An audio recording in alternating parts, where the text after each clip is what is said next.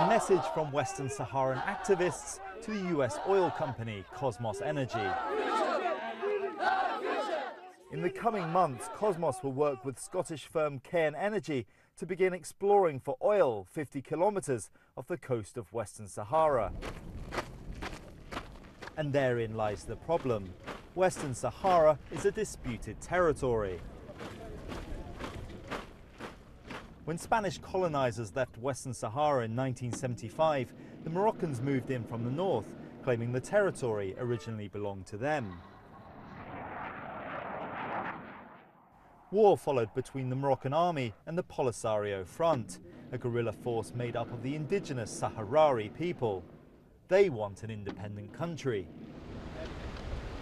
But attempts by the United Nations to broker a referendum on self-determination have so far failed.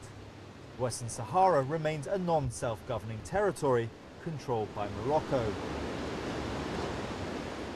When energy firms first approached the Moroccan government to search for oil off Western Sahara in 2001, the United Nations was asked to look into the legality of the contracts.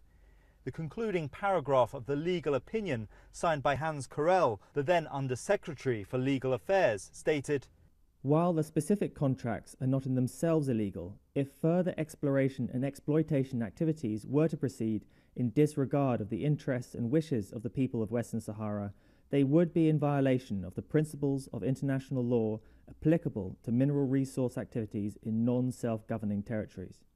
This month, Sahrawi human rights organisations sent an open letter to Kosmos Energy. They accused Kosmos of ignoring them, choosing instead to speak to groups and individuals appointed by the Moroccan government. So I had planned to travel to Western Sahara to meet representatives of the Sahrawi people, but was denied access by the Moroccan authorities.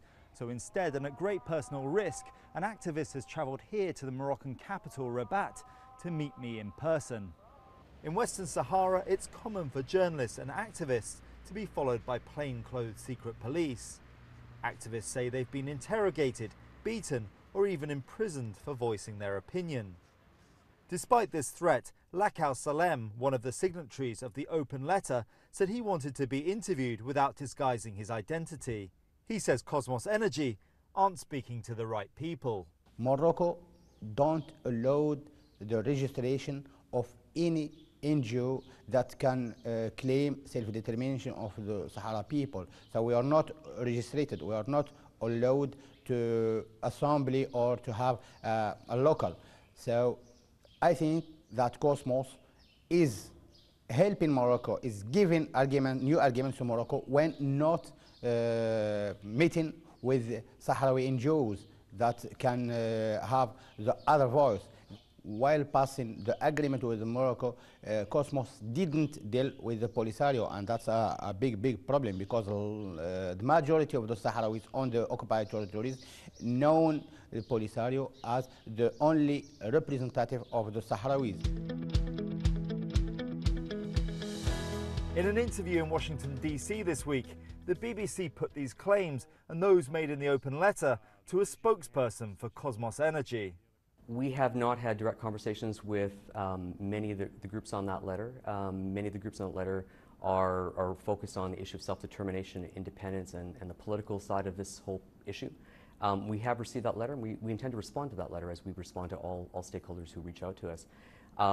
But again, the conversation with groups that are talking about self-determination, independence, really isn't a conversation for Kosmos to be involved with. That's a conversation with the government of Morocco within the UN political process.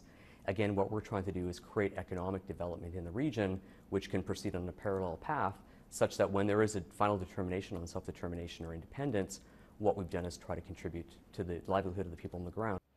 So who have Kosmos Energy been speaking to? Names of organizations, I can get you those names. I don't have them off the top of my head. We met with the National Human Rights Organization of Morocco. We met with local women's organizations. We met with local social investment organizations. We met with local fishing associations. And again, most of those people we met with were actually Sahrawi from the region itself. Despite the politics, the exploratory work is still going ahead. Kosmos Energy's chartered oil rig, the Atwood Achiever, seen here refueling off Namibia. In the coming weeks, it will arrive at the controversial Cape Bouche-d'Or oil block off the coast of Western Sahara, a move that's likely to intensify this ongoing dispute.